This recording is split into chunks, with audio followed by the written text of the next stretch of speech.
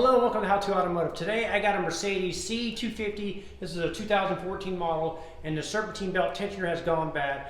So I scoured all over my service manual, everywhere to find out how to take this off. Couldn't find it, scoured the internet, no videos, anything on it. So I took the time and figured it out, and I made a video for you guys. So if you guys run across this model of car, this has got the 1.8 turbo engine in it. So if you guys run across this car, here's the video on how to change out the serpentine belt and the serpentine belt tensioner. I'm Brian from How to Automotive, and stay tuned for this.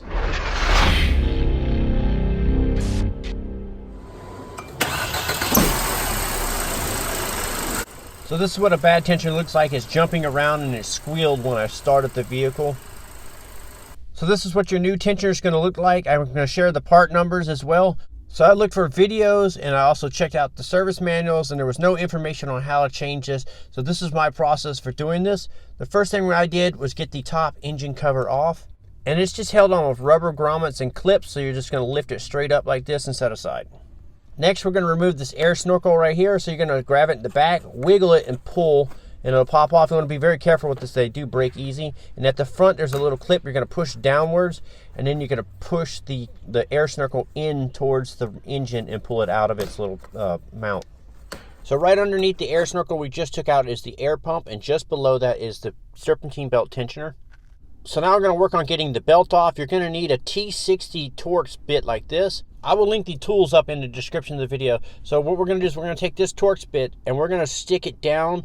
Underneath the pulley is a slot right here, and we're going to stick it in there, and then we're going to attach our ratchet to it. So here is a closer look of where we're going to stick the socket.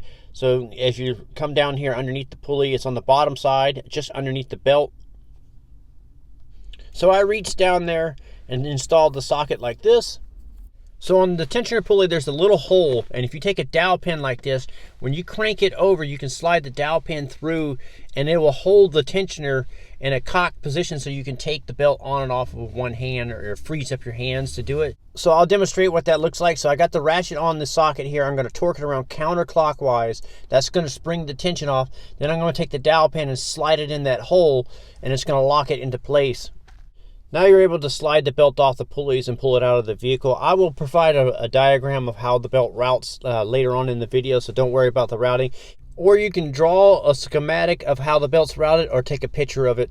So once I get the belt off here, I'll go down deeper here and show you the dowel pins installed into the tensioner so you can have a better look at that. So here's a closer look at the dowel pin holding the tensioner cocked over so we can get the belt on and off. And while I was down here, I noticed that there was no bolt on the actual tensioner. These bolts you see here at the bottom here are for a different bracket. The tensioner usually would have bolts coming from the front here. So they're usually either one solid bolt or two bolts holding a tensioner on. It's pretty common to see, but there was nothing on this. I couldn't see. I was searching around and looking around. So that's where I couldn't find any service information on how to get this out. So looking at the new part, it looks like the bolt comes from the back side of the part here. So the bolt comes from the rear, and there is no access to get to it from the rear up front here, so without taking things apart. So what I had to do is go searching around, and what I ended up doing is taking off the lower shields from the bottom of the car here and looking up from the bottom and seeing if I can get access to the tensioner pulley. Bolts just following around the perimeter of the shields, then you can drop them down. Now once you get the shields down, looking up from the bottom, if you look here, there's the steering column shaft here. If you look between here, through there, you can see the tensioner pulley bolt. So I'm going to take the camera and go over the top of the engine mount here and get a better look at it for you. So right there is the tensioner bolt that we need to remove, the single bolt, the E-Torx bolt. So with an E14 female Torx socket and a flex head ratchet like this, I was able to reach over the top of the engine mount just like this and get this directly onto the bolt. And I was looking through the hole right here to see what I'm doing. So I was able to reach over here, over the top, and loosen up the bolt and take it out. Now up front by the radiator here, I'm reaching up towards the tensioner and trying to pull it out. It would not come out of the bottom here. There's not enough room for it to come out of the bottom. So we're going to go back up top of the vehicle. So one thing I forgot to mention is I took the dowel pin back out before I took that bolt off. So I torqued it over, took the dowel pin off, then went underneath and took the bolt out. Now back up top, I'm easily able to get to the tensioner and remove it. So on this tensioner, the spring itself got weak and was allowing the tensioner to jump around. That was the reason why we changed it. And I showed you that little video clip in the beginning. So I'm matching up the two parts and I'm looking at the bolt. There's no thread locker on the bolt and there's no thread locker on the old part. So when I'm going to install this, I'm going to install it without the thread locker. So now we're going to find out how it goes in. So if you look down here, there's a little groove in the aluminum housing here. And if you look at your new tension, there's a spot where that slides in the groove there. I'm also going to blow all that dirt and debris out of there. So I'm just going to use some compressed air. So this little oblong notch here on the new part is where it's going to slide into that groove in the aluminum housing down there. So I'm going to reach down there and install it, and then we're going to lift the vehicle back up or go back underneath the vehicle and install the bolt. So I'm going to reach down here and slide it into position. The pulley faced upwards. So now back underneath the vehicle, reaching over the engine mount like this, the engine mount bracket here, I'm going to install the bolt. So I can reach around here and slide the bolt into position and get it threaded in. So when I was threading the bolt in, it kept pushing the tensioner out of the hole. So I'm going to reach around on this side, on the front by the crank pulley here, and hold it with my right hand, and then reach over the top with my left hand like this and start the bolt. So there's just enough room, or my arms are just long enough. If not, you'll have to have somebody hold the tensioner in place here on the front side, and then you can reach on the back side and start the bolt. So it would be impossible to get any type of torque wrench on here. So I just reached over the top like this, tighten it down with my ratchet here. So I tightened it down till it was snug and gave it about a quarter turn or so more. Then after that, I went ahead and reinstalled the lower shields. Now we're going to install the belt here. So it's always a good idea to match up your new belt with your old belt and make sure it's the same length.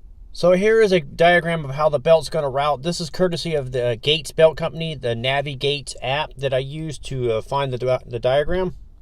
Before we put the belt on, what we're going to do is to put the dowel pin in the tensioner here. So we're going to take our setup here and put it in the tensioner and rotate it counterclockwise, and then put the dowel pin in to hold it into the open position. That way we can use both hands to route the belt through all the pulleys. So I just torqued it over, and then I slid the dowel pin in, and now the dowel pin is holding the tensioner over so we can put the belt on now.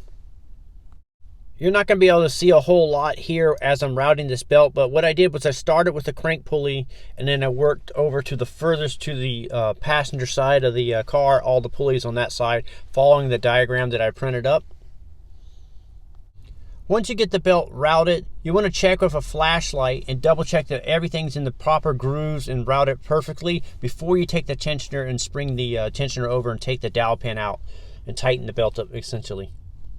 Once you're happy how it's routed, then you can go ahead and put your ratchet back on the tensioner here, torque it over just a little bit and pull that dowel rod out, and then slowly release it, and now the belt is fully tightened and tensioned up.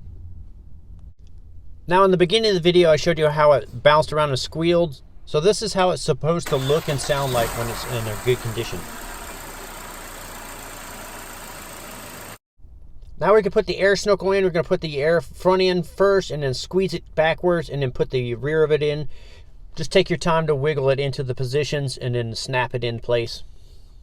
Now you can take the top engine cover here. There's some rubber grommets and plastic clips on the bottom side here. So you're just going to hover it around all the oil filter cap and everything, and it kind of lines itself up. So you'll line it up like this and you just press it down and it'll lock into place like this. So hopefully you didn't find it too tough to do this job. I'm Brian Esser from How To Automotive. I'd like to thank you guys for watching, encourage you to subscribe, invite you to head over to the howtoautomotive.com website for more valuable videos like this. Thank you again for watching.